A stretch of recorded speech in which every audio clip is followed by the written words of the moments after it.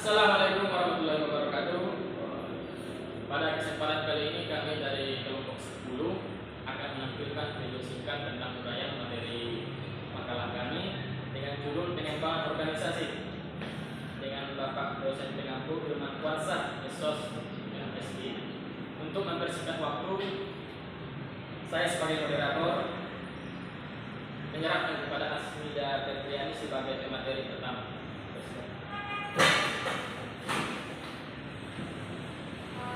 Materi pertama A. Pengertian pengembangan organisasi. Pengembangan organisasi adalah proses perubahan yang sudah direncanakan terhadap orang yang ada dalam suatu organisasi atau perusahaan. Dalam organization development, orang-orang di dalam organisasi atau perusahaan tersebut yang menjadi fokus dalam penilaian yang ingin dikembangkan. Hasil dari pengembangan organisasi ini adalah peningkatan performa perusahaan baik dari segi profitabilitas maupun pekerjaannya. B. Manfaat pengembangan organisasi. Manfaat yang diberikan dengan proses pengembangan organisasi ada 4. Yang pertama, meningkatkan komunikasi internal. Yang kedua, membentuk karyawan unggulan. Yang ketiga, meningkatkan mutu produk dan layanan. Yang keempat, meningkatkan profitabilitas perusahaan. C. Tujuan pengembangan organisasi. Pengembangan organisasi memberikan dampak positif guna memajukan perusahaan lebih unggul. Sebagaimana berikut adalah tujuan dari pengembangan organisasi. Yang pertama, meningkatkan keharmonisan hubungan kerja antara pimpinan dan karyawan. Yang kedua, meningkatkan kemampuan dalam problem solving. Yang ketiga, semakin terbukanya dalam komunikasi. Yang keempat, semangat kerja para anggota semakin meningkat. Yang kelima, merubah pandangan terhadap perusahaan dan semakin memperluas wawasan. Yang keenam, mampu beradaptasi dengan perubahan dan perkembangan teknologi. Yang ketujuh, semakin mengasah keterampilan baik secara teknis maupun teknis. Yang kedelapan, meningkatkan produktivitas dan pelayanan yang berkualitas. Materi selanjutnya saya persilakan kepada Hamda. Selanjutnya saya akan membacakan D. Cara implementasi pengembangan organisasi. 1. Identifikasi masalah. Mengidentifikasi permasalahan menjadi langkah awal untuk pengembangan organisasi.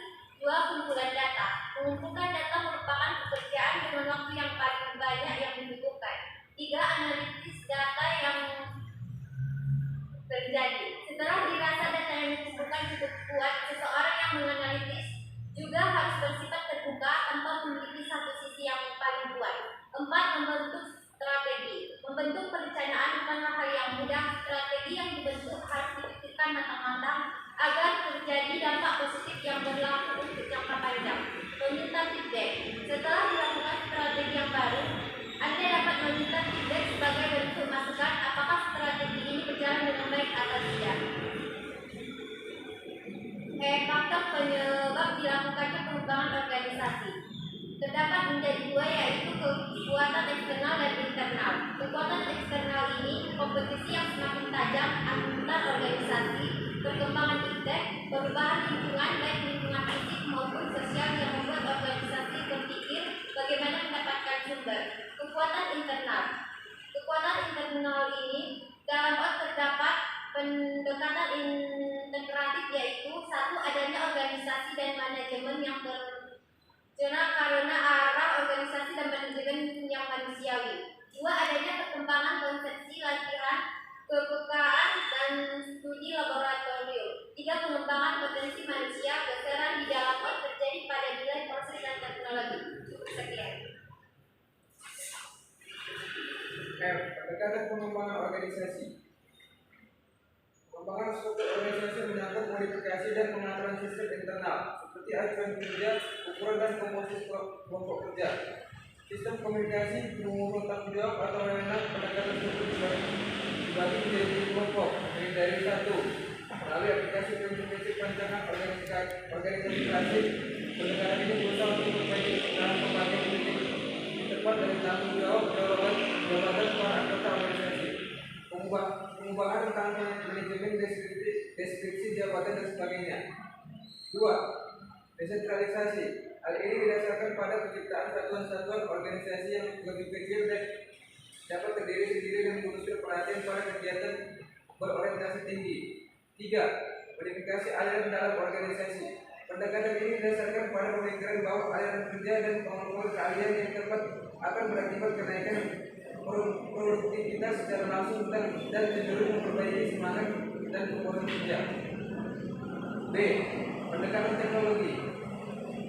Untuk memperbaiki presentasi talent dan pengikutnya, mencoba menganalisa dan memperbaiki interaksi pada karyawan dan mesin-mesin untuk meningkatkan efisiensi sehubungan dengan perubahan teknologi dan kalanya perubahan yang dilakukan ternyata sering tidak cocok dengan struktur organisasi. Hal ini dapat menciptakan ketidaksenangan dan pemutusan hubungan di antara para anggota organisasi. C. Pendekatan orang. Pendekatan orang bermaksud untuk mengubah secara langsung perilaku karyawan melalui pemutusan pada keterbatasan sikap, persepsi dan pengarah mereka sehingga dapat melaksanakan tugas dengan efektif. G. Metode pengembangan organisasi. Pengembangan organisasi adalah sekumpulan metode perubahan yang mencoba untuk meningkatkan efektivitas dari sebuah organisasi dan keberadaan karyawan. Berikut adalah dalam metode pengembangan organisasi.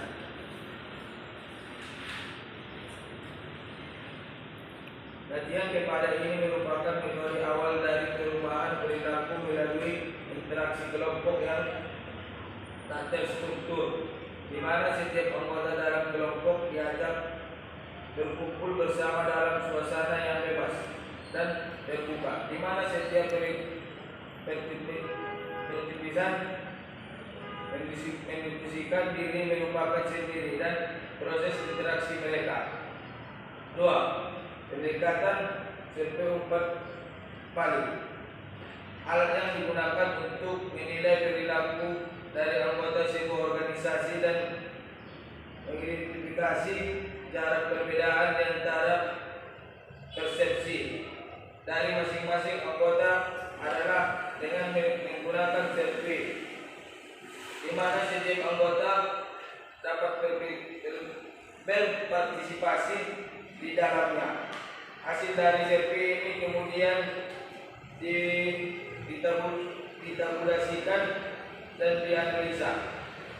3. Proses konsultasi adalah sebuah pertemuan antara sebuah konsultasi dengan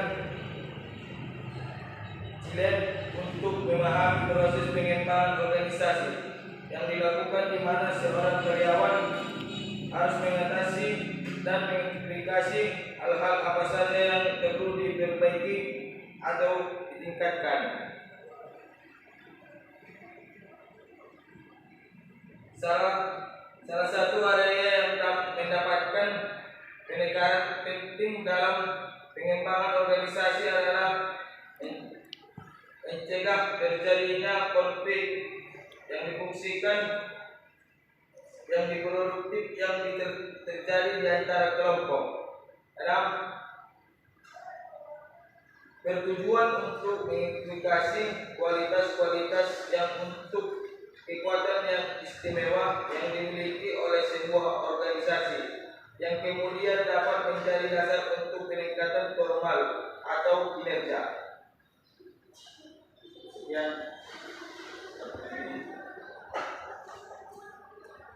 Penutup. A. Kesimpulan.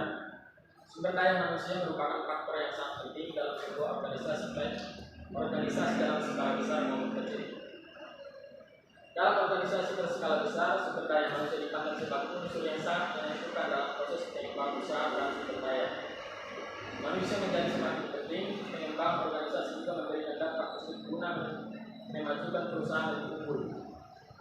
Seperti tujuan dari pengembangan organisasi yaitu meningkatkan keharmonisan hubungan kerja antara pimpinan dan karyawan, meningkatkan kemampuan dalam problem solving, semakin terbuka dalam berkomunikasi, semangat kerja para anggotanya semakin meningkat, berubah pada terhadap perusahaan dan semakin memperluas wawasan, mampu beradaptasi dengan perubahan dan berkembang teknologi, semakin mengasah keterampilan baik secara teknis maupun non teknis, meningkatkan produktivitas dan pelayanan yang berkualitas. Dari tujuan-tujuan di atas menjadi fokusan untuk berjalan perusahaan sehingga gol yang telah disepakati. B. Syarat pengembangan organisasi harus mencerminkan tujuan organisasi yang jelas dan akurat dengan cara yang memahami terciptanya lingkungan dan kemampuan. Pengembangan organisasi harus dapat memotivasi orang-orang yang terlibat dalam organisasi. Dan tiga, dalam pengembangan organisasi harus sama-sama memberikan dukungan secara profesional dan jujur dan terbuka. Cukup sekian yang dapat kami sampaikan dengan makalah